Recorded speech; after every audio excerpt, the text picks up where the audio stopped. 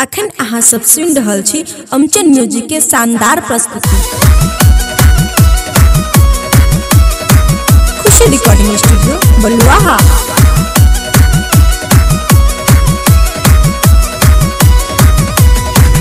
गवना करा के सोया गोइल दीद सवा गवना सोतिनिया के लागल न जड़िया गवना करा के पियावा गोइल दीद सवा गवना सोतिनिया के लागल न जड़िया मांग के से नूरा मौली नो न भइले सैया बिना सुना बास जड़िया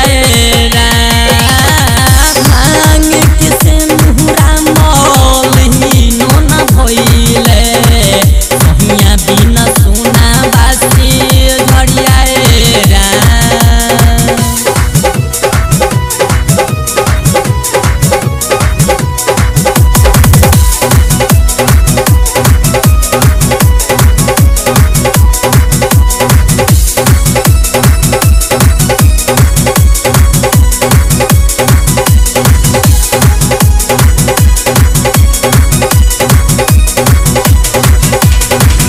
सुसुक के रोवे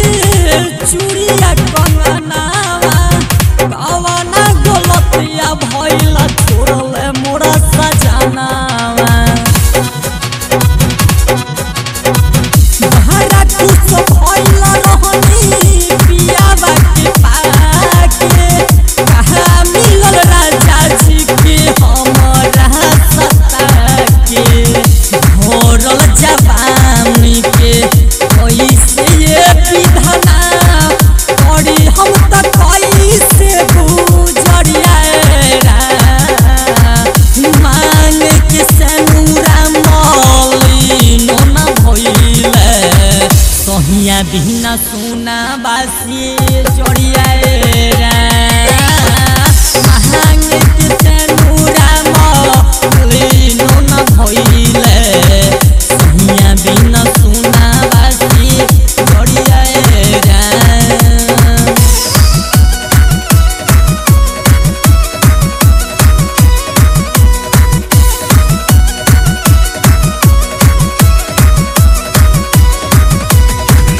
सहरा मन सैया के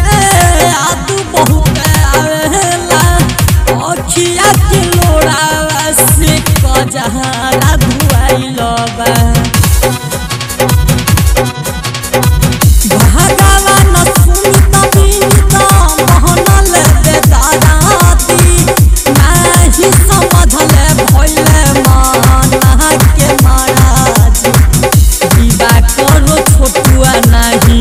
विपत्ति में आवे कतहु न आवेला नजरिया मांग के सनूरा मौली नो न भइले सहिया बिना सुना बासी जड़िया मांग के सनूरा मौली नो न भइले सहिया बिना सुना बासी जड़िया गवना करा के पियावा कहिले विदेशवा सावती के लागल बा नजरिया मांग के सनूरा मौली नो न भइले सैया बिना सुना बासे जड़िया मांग के सनूरा मौली नो न भइले